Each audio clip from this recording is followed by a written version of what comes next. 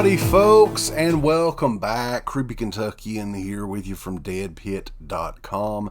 Today we are taking a look at a newer movie. Now this one recently came out on Shudder back in the fall, and the Blu-Ray releases these just recently came out a few months ago. And this is one that I had heard a lot of people talking about. It is very divisive in your opinions on this. A lot of people, very negative opinions on this. I have heard that there are some people that like it as well. So I thought it'd be a good idea to check VHS 99 out. Now this is the 5th installment in the VHS series. Started way back in 2012. Around that time period, there were plenty shot on video style handycam horror movies, and this is basically the entire point of the VHS anthology movies. It's 4 or 5 different stories within the movie, and they're all shot camcorder footage style, stuff like that. VHS 94 came out in 2021. People really enjoyed that one. It seemed like that one had fairly positive reviews overall. This one I didn't hear a whole lot. I had to do a little bit of digging to hear people's opinions on this, because this wasn't one that a lot of people really talked about. This show, it debuted on Shudder, and Bloody Disgusting presented it and everything. And I kind of went into this completely blind. So, recently watched it, and we are going to take a look at the movie and take a look at this release. This particular one came from Acorn Media International over in the UK. We're going to take a look at the features, the movie, how it lives up to the other VHS films, and all that good stuff.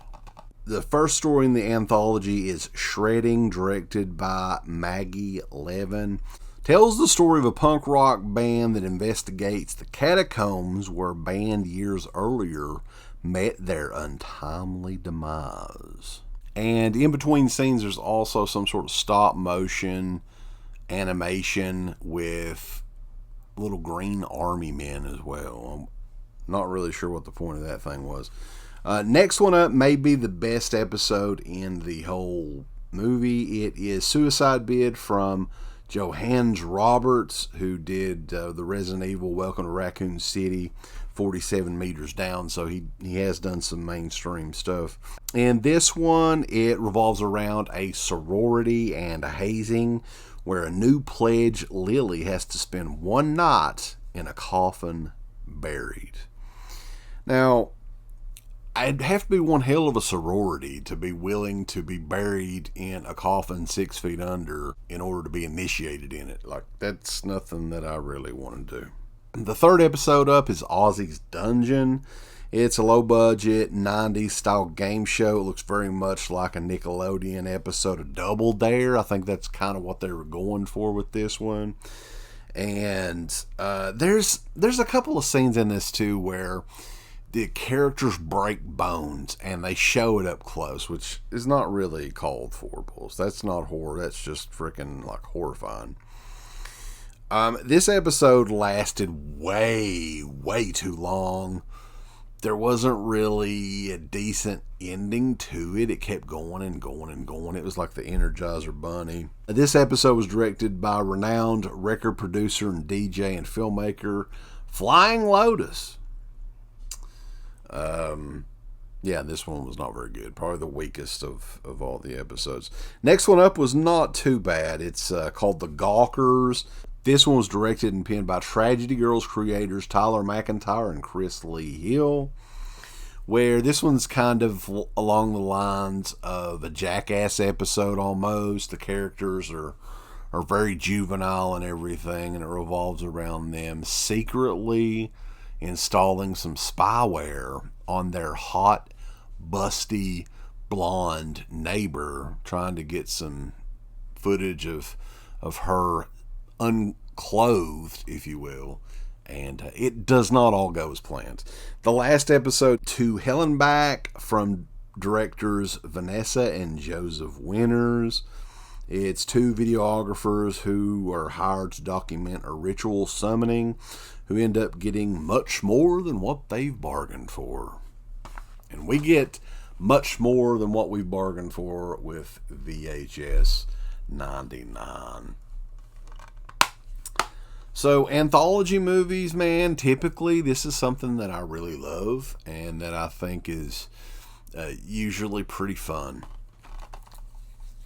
With this one, no, this was not fun. This was very, very difficult to get through. Not gonna lie.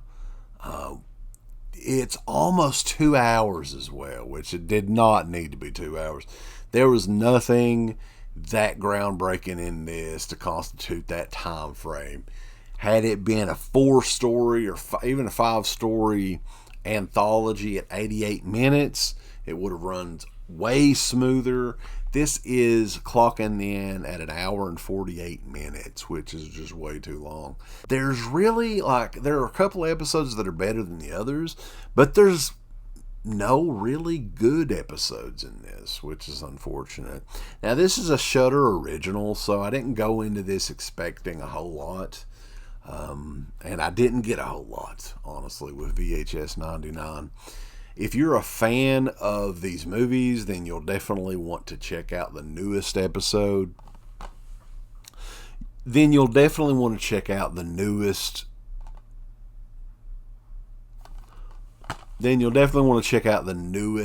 episode in the series. But honestly, guys, this is weak. This is probably the worst, which I don't think I've seen viral. I think that was the third one. But, I mean, it's got to be between these two here to, which one is the worst. This is not very good. This is bad, guys. I'm not going to lie. Our buddies over at Acorn Media International did bring this out recently. It's a fine edition. I mean, they do a great job with all their stuff, but this movie is just not very good. Special features on this include deleted scenes, shredding, Bitch Cat music video, the Gawker's camera test, and the making of Medusa to Hell and Back storyboards, location scouting, bloopers, and more. So this is out now from Acorn Media International over in the UK. Check it out. Be sure to check us out. We're over at DEADPIT.com. Give us the thumbs up. Up your butt. Like, subscribe. And if you subscribe, here's something else you can do. Once you subscribe, you can click the bell notification, right? And it'll notify you anytime that Dead Pit puts up new shit. Or don't. I really don't give a if you do or I don't. want you to. I want you to. I don't care. Let's keep our community growing here on YouTube. I don't like it. I don't want you to touch nothing. Listen, they need to do that now. No, don't you dare touch it. Thumbs up. Subscribe. And click that bell. There's all kinds of wonderful shirts over at shop.deadpit.com. Simply the best horror shirts. On TeePublic, there are others, but they all suck. You can get some Dead Pit Radio shirts. You can get Last South on the Left. The Hills Have Eyes. Texas Chainsaw. Oh, wait, you can't say Texas Chainsaw.